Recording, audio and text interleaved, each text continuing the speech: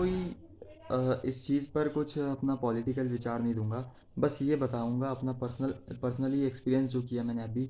मैं सिलेंडर भरा के आया, तो जो मेरे को 4-5 घंटे अभी तक वहाँ जो दिक्कत हुई है, मैं बस वो बताना चाहूँगा कि ठीक है। तो भाई, ये जो वीडियो है ये है उत्तराखंड से, ठीक है, जहाँ मैं रहता हूँ। तो भाई क्या सीन है कि जो गल्फ़ वॉर चल रही है अमेरिका और इसराइल और ईरान के बीच में, तो वो अब पहाड़ों तक दस्तक दे गई। ये यहाँ पर्सनली अब मैंने एक्सपीरियंस कर लिया, क्योंकि जो एलपीजी गैस सिलेंडर्स है उसकी बहुत शॉर्टेज है, हम सभी जानते हैं। सरकार बस हमको ढकोसला दे रही है कि कोई शॉर्टेज नहीं है, अफवाह। लेकिन नहीं, मैं जानता हूँ, मैंने आज खुद 11:30 बजे गया, सॉरी 11:15 बजे गया मैं, लाइन पर लगा इस भरी धूप में, और लगभग मुझे 4:30 बजे के आसपास मुझको तब जाके मिला सिलेंडर, ठीक है, एलपीजी गैस सिलेंडर। तो मेरे यहाँ दो सवाल हैं। ये जो वीडियो है इसमें जनता लड़ रही है प्रशासन से कि आईटीबीपी वालों को 20 सिलेंडर नहीं देंगे या फिर उनको लाइन में लगाओ, ठीक है। तो भाई मेरा ये सवाल है, वो लोग अपना घर बार छोड़कर दूसरे स्टेट में सिर्फ हमारी हिफाजत के लिए आ रखे हैं, सिर्फ हमारी हिफाजत के लिए आ रखे हैं कि हमारी सुरक्षा हो। कल अगर हमारी लड़ाई हो जाती है चाइना से, तो चाइना यहाँ से बहुत दूर नहीं है। तो जब ये लोग अपनी सीने पर गोली खाकर मर रहे होंगे ना, तो शायद इनकी आत्मा माफ़ी मांगेगी कि ये लोग हमारे लिए शहीद हो रहे हैं, ठीक है। तो सबसे पहले तो ये है। दूसरा सवाल है मेरा प्रशासन से, सरकार से, मोदी सरकार से। इंडिया एक बहुत बड़ा देश है, उसको पता है, एक कीमती देश भी है, ठीक है। ऐसा हो ही नहीं सकता कि भारत को पता नहीं था, कि भारत के लीडर्स को पता नहीं था कि अमेरिका वॉर करेगा ईरान के साथ, और ईरान करेगा स्ट्रेट ऑफ हॉर्मूज़ बंद। और ये भी जानते हैं कि 80% के आसपास जो एलपीजी सप्लाईज़ है वो 4 देशों से आती है, गल्फ़ कंट्रीज़ से, जो कि पूरे तरह से स्ट्रेट ऑफ हॉर्मूज़ पर डिपेंडेंट है। तो क्यों नहीं बहुत पहले हमारे यहाँ इस चीज़ की व्यवस्था की गई। गल्फ़ कंट्रीज़ बहुत दूर है यहाँ से, बहुत दूर। जहाँ मैं रहता हूँ वो तो उस समुद्र से पहले ही बहुत ज़मीन है, यहाँ तक वॉर इफ़ेक्ट आ गया है। तो भाई मतलब किन किन अनपढ़ों को रखा है हमने अपने सरकार के तौर पर। मेरी अपील है अपने जेनजी दोस्तों से, हमारी जनरेशन है, मुझे पता है, बहुत ही अंडरस्टैंडिंग है, मिलेनियल्स की तरह ख़त्म नहीं है।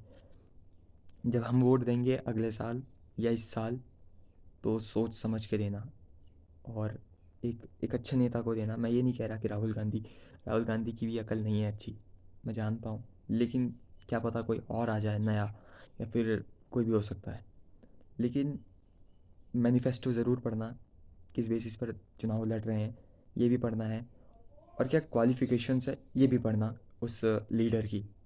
और सबसे अहम बात, लीडर को चुनने के लिए एमपी चुनना होता है। एमपी वो चुनो जो आपके जो एरिया है एमपी का, उसके लिए बढ़िया हो। ये नहीं कि मोदी बैठा है तो मोदी के नाम पर उस एमपी को वोट दिए गए हैं, क्योंकि हमारे यहाँ बहुत ऐसा हुआ है, मोदी के नाम पर बीजेपी को वोट पड़े हैं। जबकि यहाँ पर एक एक्टिविस्ट था, स्टूडेंट्स के लिए लड़ रहा था, लेकिन एक ख़त्म, एक वाहियात सी, अब मैं क्या बोलूँ, वो राजघराने की है, और उसको रानी की तरह रखते हैं कि, लेकिन वो कल से पैदल है, मैं क्या बताऊँ। तो ठीक है, बस इतना ही था। Thank you. अब ये वीडियो देखो।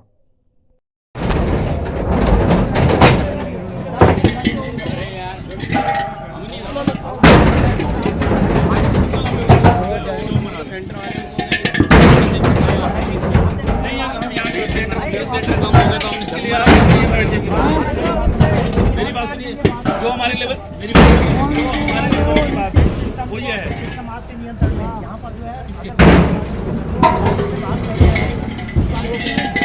कोई हमारी माननीय हमारी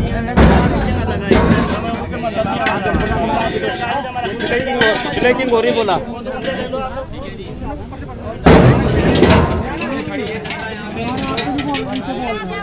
से बात है ना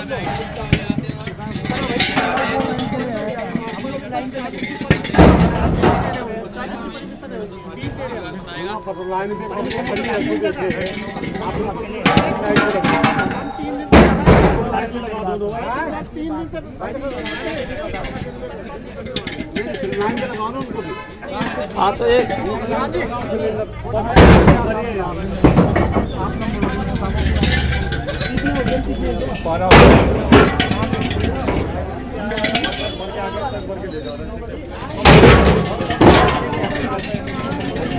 और ये तो लास्ट में लाइन पे लगो जाओ बीच ये तो लाइन पे लगो